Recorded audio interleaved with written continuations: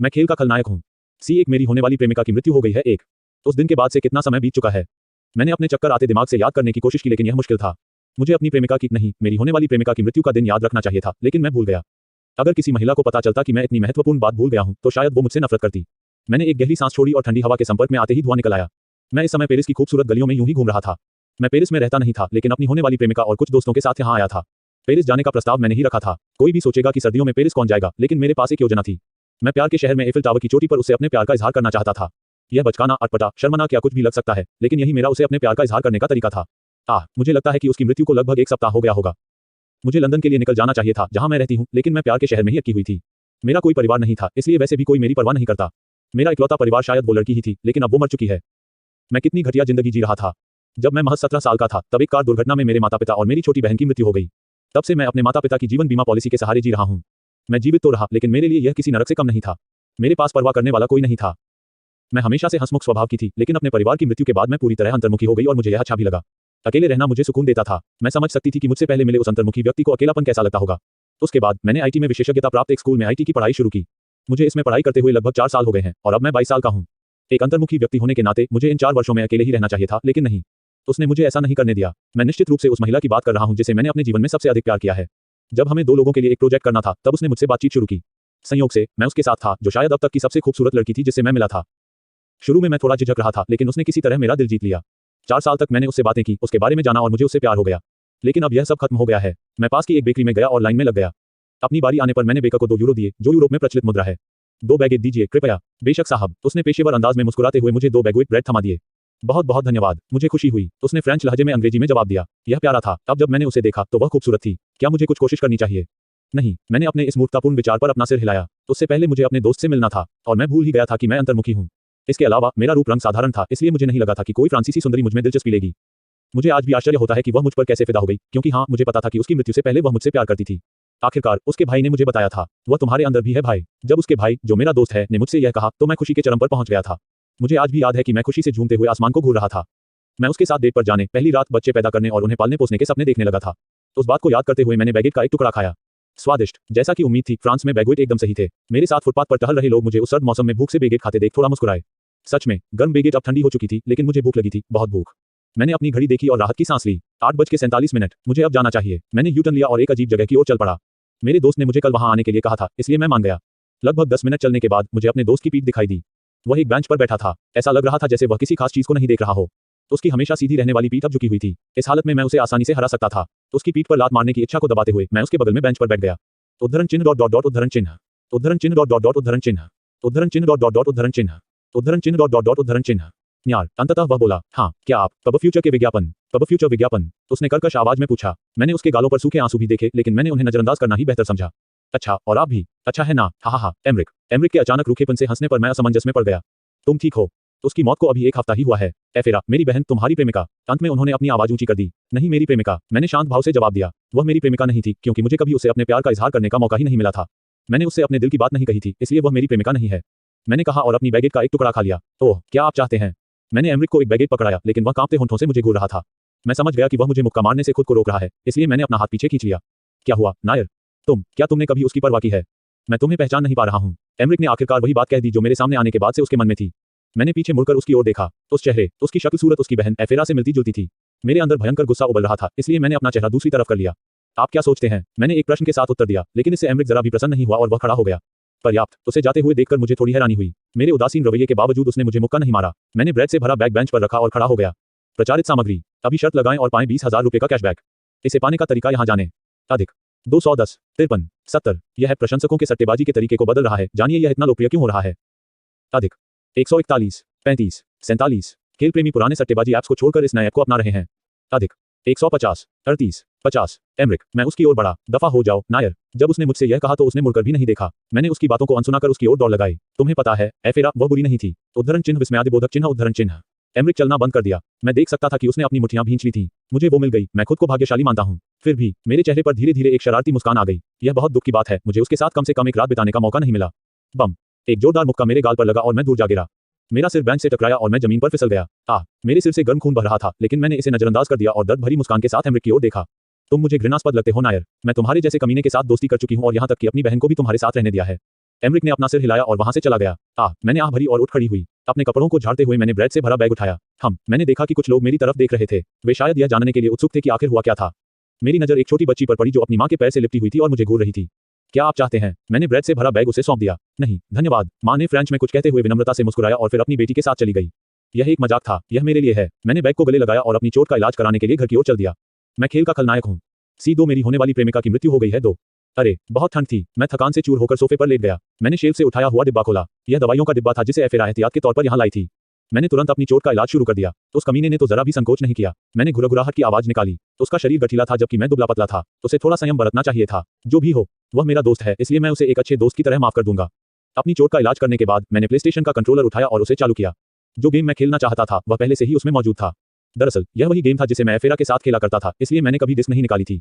एफेरा की मृत्यु के बाद से मैं वह खेल रोज बिना रुके खेलता रहा हूँ, इसलिए उस सुबह मुझे बहुत भूख लगी थी। मैं जिस अपार्टमेंट में रह रहा था वह किराए का था।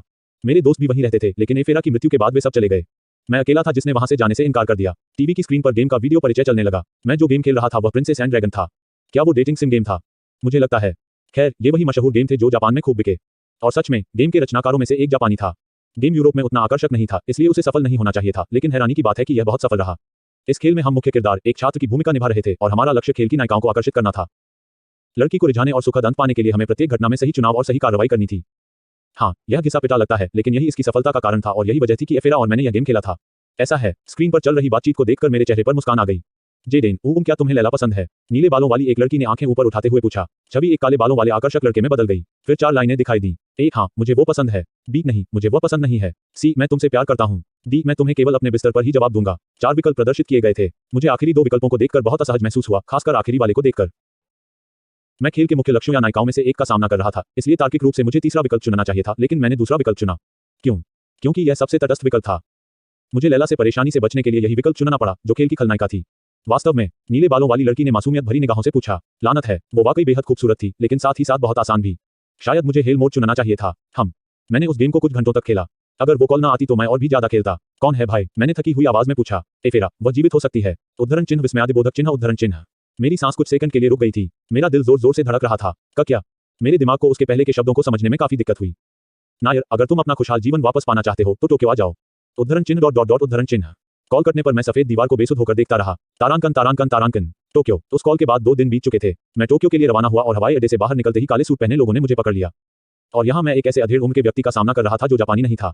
अजीब, आप कुछ ज्यादा ही शांत लग रहे हैं। उस व्यक्ति ने अपना आश्चर्य छिपाए बिना कहा। एफेरा, मैंने सीधे मुद्दे पर बात की। मैं उनसे दोस्ताना बातचीत करने के लिए टोक्यो नहीं आया था। लगता है आप अधीर हैं। उसने हंसते हुए अपने गार्डों को कमरे से बाहर जाने का इशारा किया। मैं एफेरा को वापस नहीं ला सकता। उद्धरण चिन्ह ... उद्धरण चिन्ह। मैं उस कमीने को घूंसा मारने से खुद को मुश्किल से रोक पा रहा था। क्या उसे लगा कि मैं ऐसी बेतुकी बातें सुनने के मूड में हूँ? जाहिर है, वो उसे वापस नहीं ला सकता। वह मर गई। कम से कम इस दुनिया में तो नहीं। पर्याप्त। मैं जाने के लिए खड़ा हो गया। अंततः यहाँ आने का मेरा प्रयास व्यर्थ ही रहा। इंतजार। मेरा शरीर हिलना डुलना बंद हो गया। मैं अपनी एक उंगली भी नहीं हिला पा रहा था। क्या बकवास है। मुझे समझ नहीं आ रहा था कि क्या हो रहा है। आपने क्या किया? मैंने उस आदमी को घूर कर देखा। क्या उसने मेरे पैरों को किसी अदृश्य रस्सी जैसी चीज से बांध दिया था, या कुछ और? शांत हो जाओ, नायर। वह मेरे पास आया और उसने उंगलियां चटकाईं। शून्य से कुछ निकला। उद्धरण चिन्ह विस्मयादिबोधक चिन्ह उद्धरण चिन्ह। यह दृश्य देखकर मैं अवाक रह गया। क्या वह जादूगर था? मेरे मन में बस यही एक विचार आया। क्या आप एफेरा को फिर से देखना चाहते हैं? उसने मुझसे पूछा। क्या मैं उसे दोबारा देखना चाहता हूँ? कितना बेवकूफी भरा सवाल है। मैंने अपने चेहरे पर मौजूद शांत भाव को हटाकर उसे घूर कर देखा। अरे, आपका चेहरा तो बहुत डरावना लग रहा है। क्या सच में आप ही हैं? वह फिर हंस पड़ा। अब देखो, उस आदमी ने मुझे कुछ ऐसा दिखाया जिससे मैं एक बार फिर अवाक रह गया। यह खेल था, राजकुमारी और ड्रैगन। क्या बकवास है। मुझे अपनी मानसिक स्थिति पर ही संदेह होने लगा। क्या मुझे वाकई वह कॉल आया था? क्या मैं सचमुच टोक्यो आया था? आखिर वो मुझे वो घटिया गेम क्यों दिखा रहा था? मैं तुम्हें मार डालूंगा, मैंने भय भरे स्वर में कहा। मुझे मार डालो वरना मैं तुम्हें मार डालूंगा। मैंने ऐसा कहा, मेरे चेहरे के भावों से स्पष्ट रूप से पता चल रहा था कि मेरा इरादा जान से मारने का था। मुझे जीने की कोई परवाह नहीं थी। मैं बस अपना गुस्सा किसी पर निकालना चाहता था, तो क्यों न उसी पर निकालूं। खैर, जो भी हो, उस घटिया दुनिया ने मेरा कुछ बिगाड़ा नहीं था। मैं तुम्हारी इच्छा पूरी कर दूंगा। कैसी इच्छा? दफा हो जाओ। वह मुझे बहुत गुस्सा दिला रहा था, और मैं अपना शरीर हिला क्यों नहीं पा रहा हूँ। मैंने जो देखा उसे मानने से इनकार कर दिया, इसलिए मैंने एक बेवकूफ की तरह व्यवहार किया। वो लड़का, वह मुझे दया भरी नजरों से क्यों देख रहा था?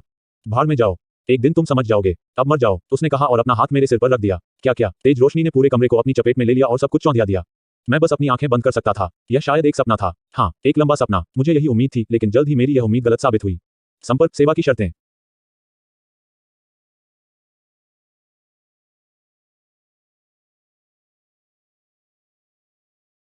मैं खेल का खलनायक हूँ। खलनायक के शरीर में C3 का पुनर्जन्म। मेरे सिर में तेज दर्द हो रहा था। ऐसा लग रहा था जैसे किसी ट्रक ने मुझे सामने से टक्कर मार दी हो। तुमने क्या कहा? एक आवाज सुनाई दी। कौन? मुझे अपनी आवाज सुनाई नहीं दे रही थी। क्या हो रहा है? मैंने आवाज के मालिक को ढूंढने के लिए चारों ओर देखने की कोशिश की, लेकिन मुझे कोई दिखाई नहीं दिया, बल्कि मैं हिल भी नहीं पा रहा था। उद्धरण चिन्ह विस्मयादिबोधक चिन्ह उद्धरण चिन्ह।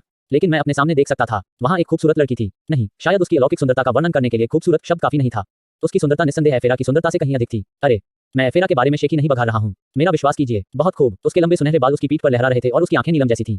इसके साथ ही उसने एक नीली पोशाक पहनी हुई थी, जो उसकी मॉडल जैसी काया पर पूरी तरह जच रही थी। यह वाकई एक अद्भुत दृश्य था। क्या वह कोई मॉडल थी? उसने ड्रेस पहनी हुई थी, इसलिए मुझे लगा कि वह किसी पार्टी में गई होगी। इंतजार, चूंकि मैं उसकी ओर मुंह करके खड़ा था, इसका मतलब था कि मैं उसके साथ था।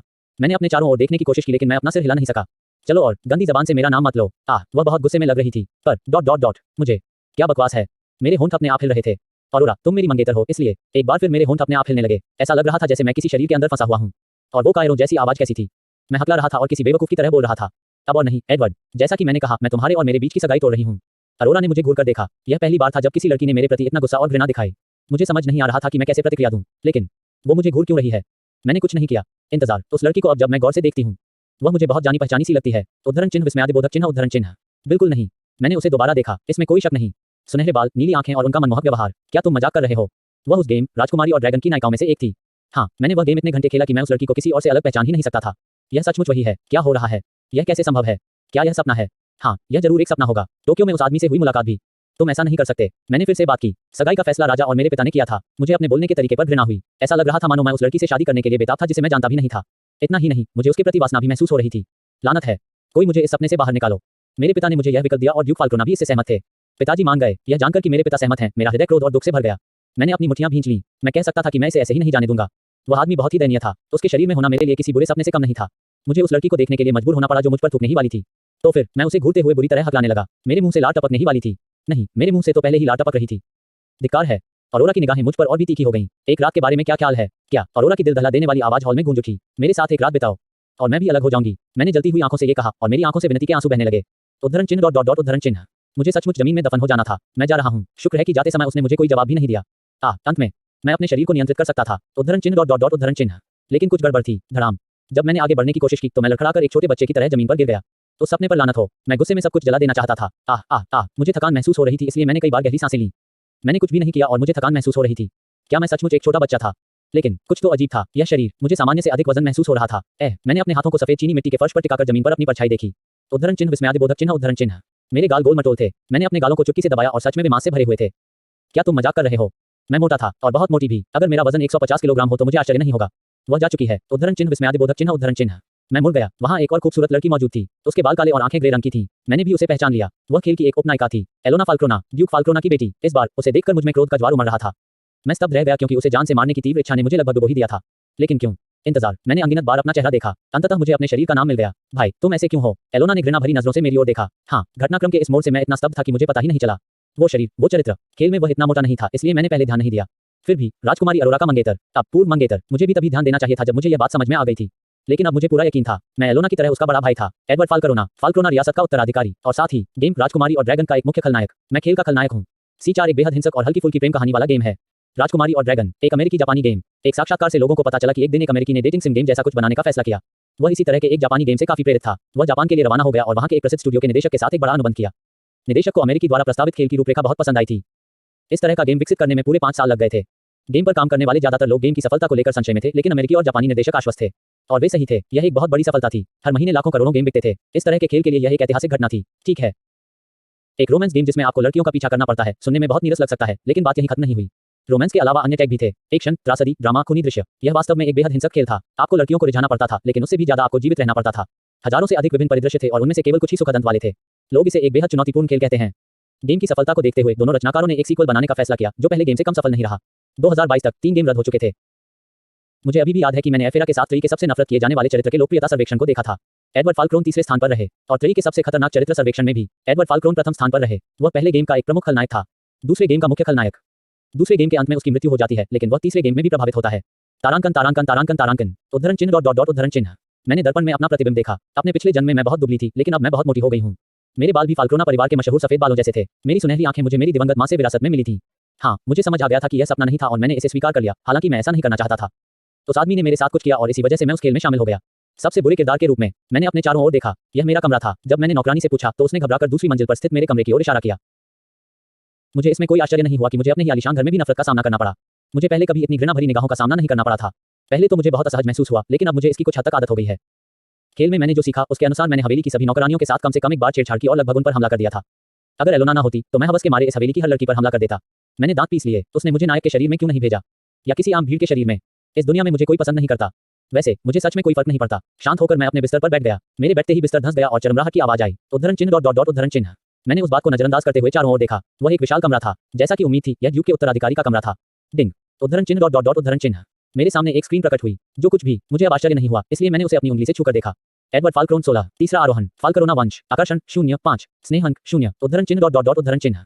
अरे कमीने, उद्धरण चिन्ह डॉट डॉट डॉट उद्धरण चिन्ह। उत्तर, मेजबान, चुप रहो।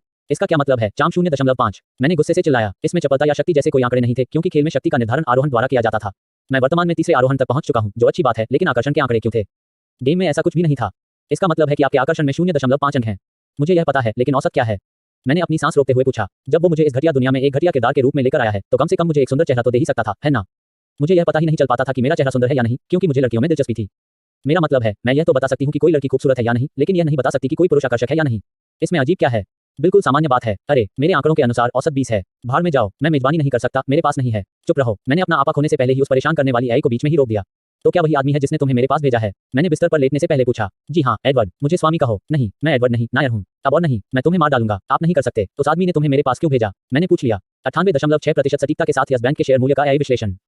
बिजनेसमैन के खतरे से बचने का आसान तरीका, बस आपको ऐसा करना होगा। आपकी मदद करने के लिए मेरी सहायता करो। मैंने उपहास उड़ाया। उस कमीने ने मुझे सबसे खतरनाक प्रेम कहानी के खेल में मुख्य खलनायक के शरीर में धकेल दिया। मैंने स्क्रीन पर मुक्का मारा, लेकिन मेरा हाथ उसके आर पार चला गया। एडवर्ड, क्या तुम्हें याद है उसने क्या कहा था? उद्धरण चिन्ह डॉट डॉट डॉट उद्धरण चिन्ह। मैंने अपना चेहरा दूसरी तरफ कर लिया। उन्होंने कहा कि एफेरा को पृथ्वी पर वापस नहीं लाया जा सकता। तो क्या इसका मतलब यह है कि वह इस दुनिया में ऐसा कर सकता है? यह मुझे सरासर बेतुका लगा। मृतकों को जीवित करना असंभव था, या कम से कम अब तक तो मैं यही सोचता था। अब हालांकि मुझे संदेह है, क्योंकि मुझे सचमुच एक दूसरी दुनिया में लाया गया था और मेरे शरीर पर एक पराया था।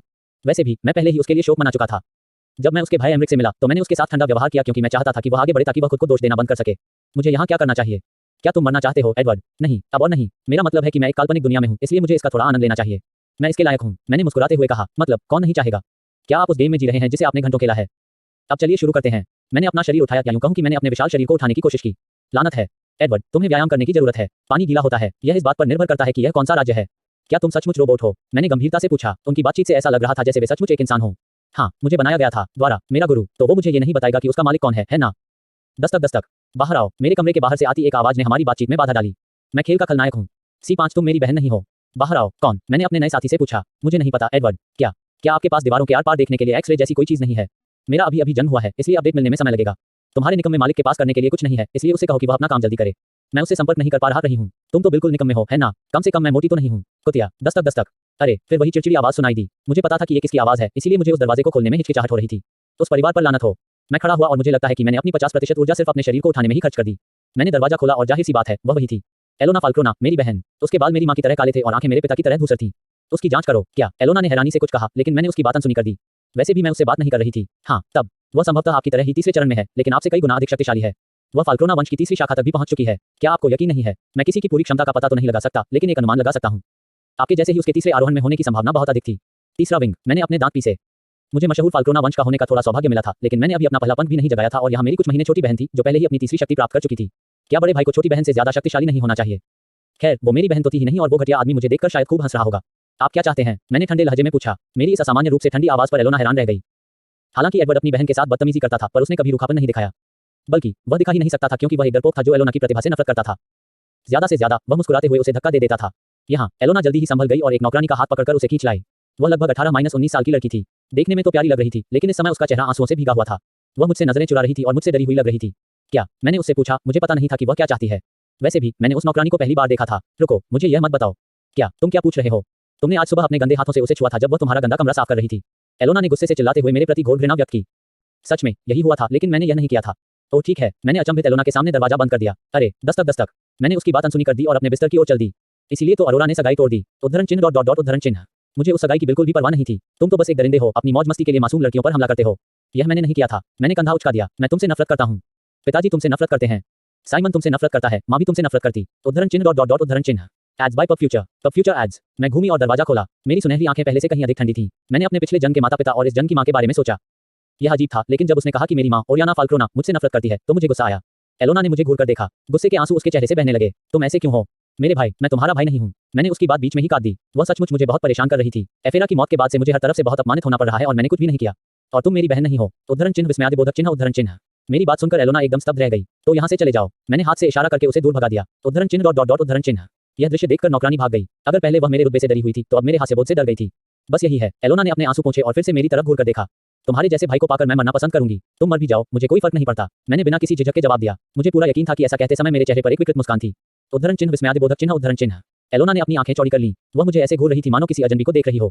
एडवर्ड ने आज तक उससे कभी ऐसी कोई बात नहीं कही थी। लेकिन मैं एडवर्ड नहीं था। मैंने नाक सिकोड़ी और दरवाजा बंद कर दिया। अंततः शांति। मैंने संतुष्टि भरी आह भरी। एक प्रमुख खलनायक से यही उम्मीद थी। चुप रहो। जब तुमने ये कहा था तब तुम्हें अपना चेहरा देखना चाहिए था। ये दूसरे गेम में एडवर्ड फाल्क्रोन के चेहरे से बिल्कुल अलग नहीं था जब उसने पूरे शहर को उसके निवासियों समेत मिटा दिया था।